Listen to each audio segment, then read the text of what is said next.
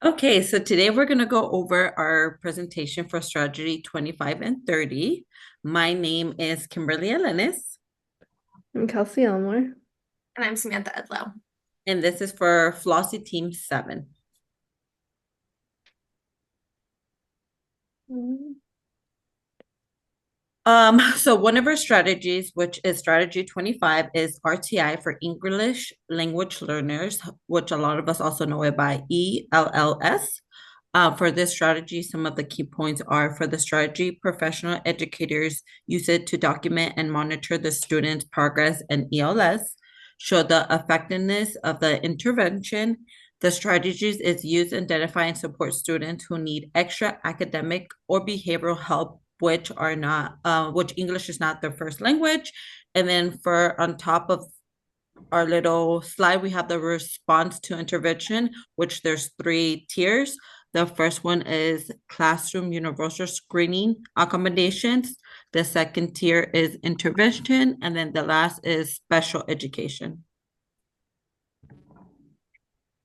RTI strategy, the summary overall of what the strategy is the specific purpose of RTI is to ensure that students are provided the differentiated instructions needed to avoid placing students into exception education program unnecessary.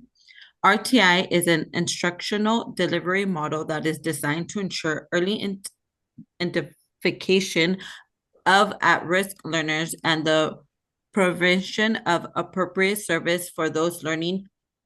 RTI strategies support teachers in documenting, analyzing, and adjusting instructions to ensure that English language learners (ELLs) are supported in inquiry English and contact area knowledge and learning strategies. So RTI, how to use particular ideas for its effective implementation. So we have three. The tier down low is intervention, providing a research base appropriate to support success in curriculum class or special class. So the way this will work is if in the big class they're learning, let's say, math, and they are struggling, the resource teacher will come in and she will pull in those kids that have the same goals, and we'll have them a group of 3 and 4, and then they will work what they're working in the class just in smaller groups and breaking it down a little more so they can get the extra help. For modification, adjusting the expectation for students in general education classroom, examples give an outline for an assessment. So another one will be some of the kids for their IEPs, which goes with RTI. On there, some of them have a modification of when they're taking a test, they are allowed to get pulled out in smaller groups of 3 or 4s, and they get to get tested.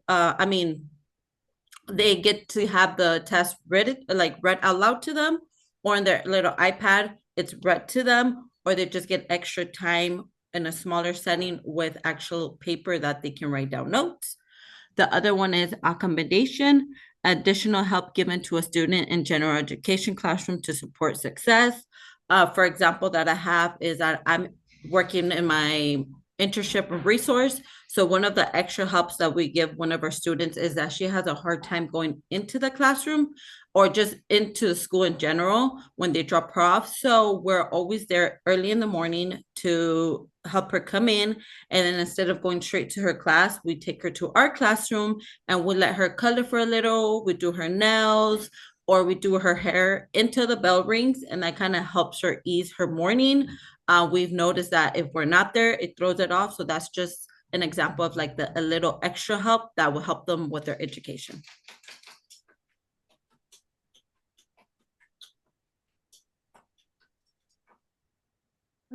Um, one way or one tool that can be used to clarify some concepts that would be otherwise complex and difficult to understand for some learners would be a graphic organizer.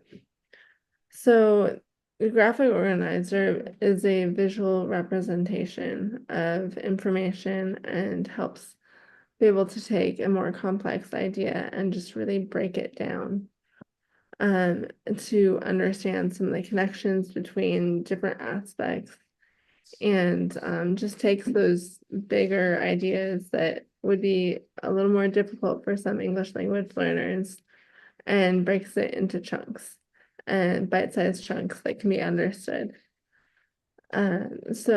Especially like complex language that would maybe be more difficult for English language learners. It presents it in a better organized, a more organized fashion.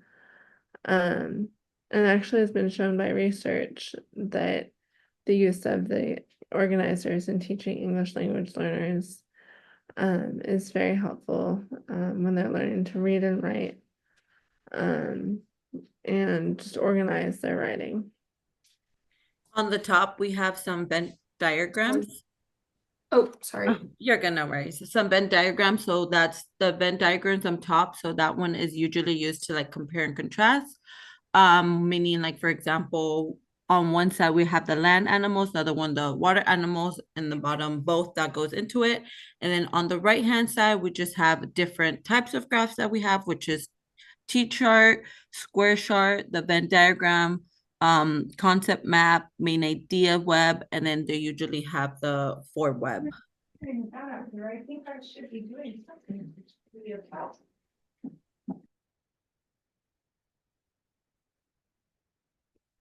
And then, so for a summary of a graphic organizer, basically graphic organizers are visual ideas. They help with like creating pictures or visuals to help represent like ideas or text connections between texts. These can be used for any age. It doesn't have to be for elementary school. It can be elementary school, middle school, high school. Graphic organizers are comprehension aids. And they are able to label aspects of a text or using language from that text to visually illustrate the connections between events and characters. They're also effective ways to brainstorm, plan, and organize our writing. So us as educators can actually use these organizers to make ideas within the text or like concepts become more accessible to students, especially students that are English language learners. And so students are required to think more analytically, creatively, and so they're able to like actually use like take characteristics and ideas and like tie them into their organizer. Yeah, go ahead. So this is one example of a graphic organizer and how and its practical use for interpreting ideas. So this is comparing Frederick to from a book to mice that like real scientific mice. And so the teaching purpose identifies a character from text, from fictional text, to biology, and it shows that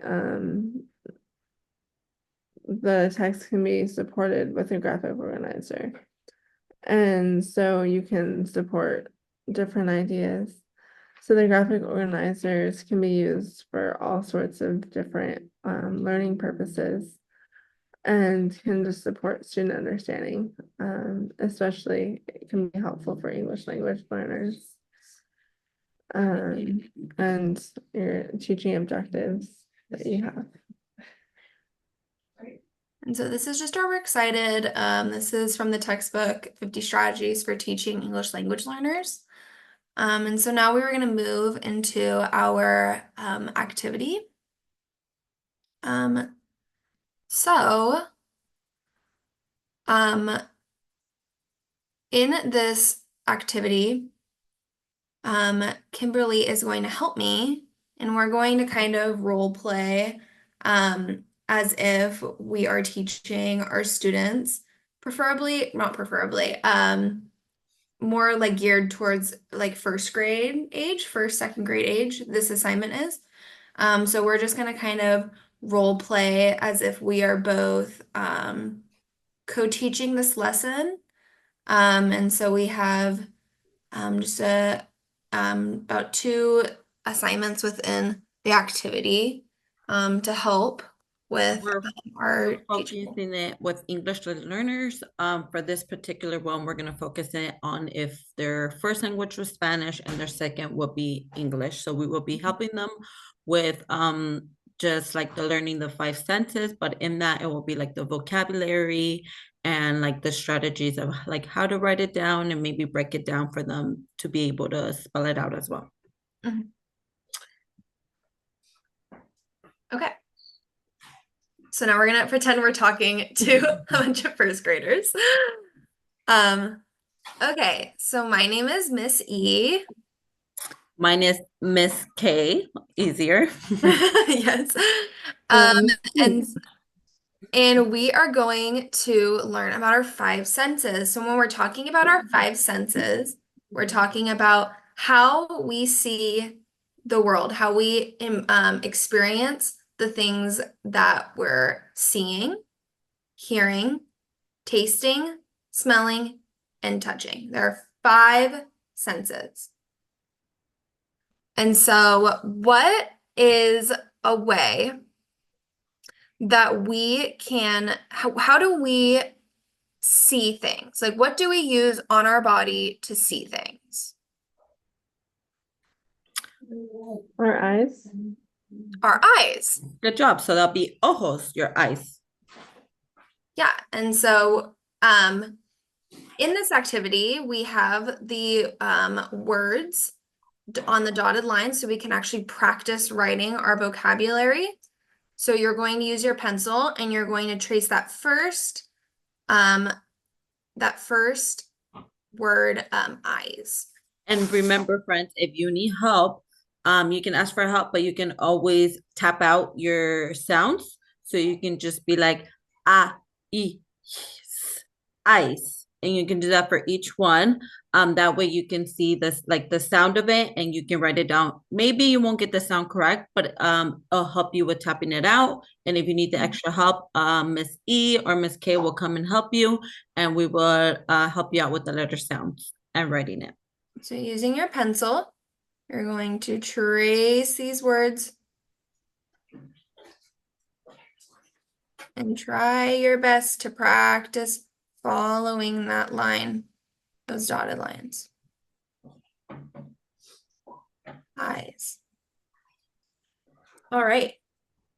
So now we're going to move on to our next one. It says, I hear with my, what part of our body do we hear things with?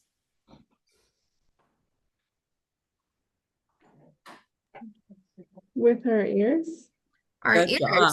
Orejas. Yo escucho con mis orejas. I hear with my ears. Ears, yeah. So we're going to take our pencil and we are going to trace our word ears. And I'm sure you'll do a better job than I am right now working with this. Ears. Good So job. moving on. Moving on to our next one. I taste with my blank. What part of our body do we taste with? Our tongue. Our Good tongue. job. I taste Say with my tongue. big word. Tongue. Tongue. Tongue. And so we're going to take our pencil. Lengua. Yeah. We're going to take our pencil and we're going to trace that word. Tongue.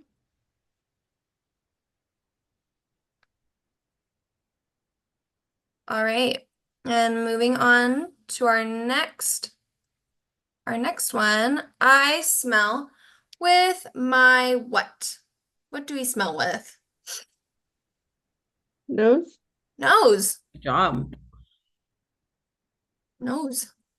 With my nariz. Nariz. Yeah. So again, we're going to take our pencil and we're going to trace that word nose. All right. And our last sense. I touch with my what? What do we touch with? Hands. Hands. Manos. I touch with my hands, my manos. So we're going to, again, trace those words. And then after we're done tracing, friends, we're gonna go one by one, and then you can just say it all out loud, like I see with my eyes. Yo miro con mis ojos. I hear with my ears. Yo escucho con mis orejas. I taste with my tongue. Yo saboreo con mi lengua. I smell with my nose. Yo puedo oler con mi nariz, mi nariz, and I touch with my hands. Yo puedo tocar con mis manos. Awesome. So now we're actually going to move into our next assignment. And we are going to do a little check-in. A fun So- activity.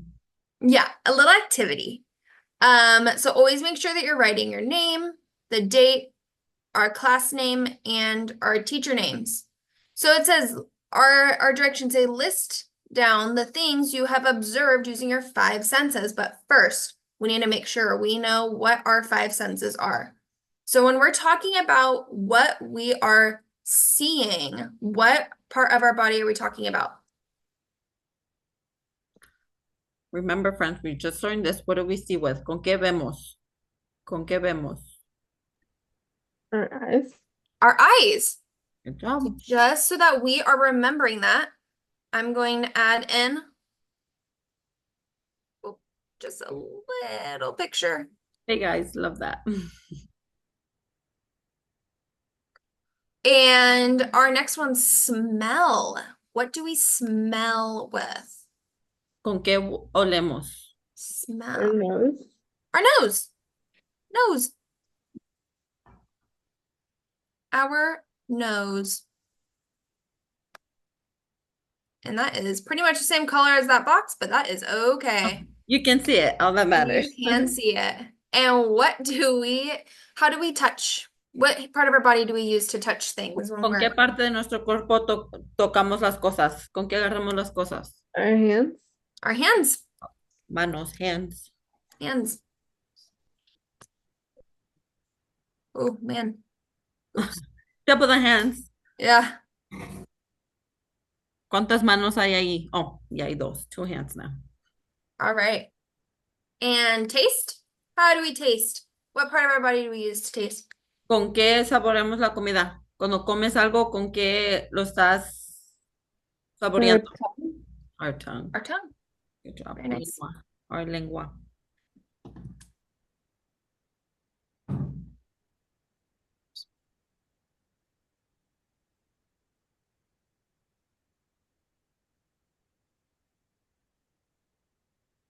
And last one. How do we hear? What ¿Con do qué we use to escuchamos? hear? ¿Qué Ears. parte de nuestro cuerpo escuchamos? What was that? Ears. Good Ears. job. Orejas. Very nice. So now we are going to give you some time to work on this, maybe with a partner. You can go around the room and use your five senses to fill out this worksheet. Okay, so we're going to hand these out to you. And you can go around with a partner and work on that. And then we'll come back in about 10 minutes and we will discuss what things that we saw, smelled, touched, tasted, and heard. Friends, before we leave, can we repeat those vocabulary words that we learned today? So let's repeat our eyes, Eyes, nose, nose, hands, hands, tongue, tongue, and ears. ears, and those all of those tie into seeing, smelling, touching, tasting, and what we hear. Our five senses. Our five senses. All right, and so that was just our little activity that we would do with our students. We really wanted to make sure that this assignment would be accessible to a student who is an who's an ELL. And Student. so, yeah. If you guys have anything else you wanted to tie in. I know sometimes for ELS is kids that have IEPs, so sometimes they have certain amount of minutes depending. So we make sure this activity was fun and not too long as well, only because sometimes when they're with us, they're not with us for majority of the day. They're with us either for 10 minutes, 15 and 30 minutes. So we try to do something that is very effective to their goal, but also that they can learn in that amount of minutes they have. Okay. Thank you so much for listening to our presentation. Thank you.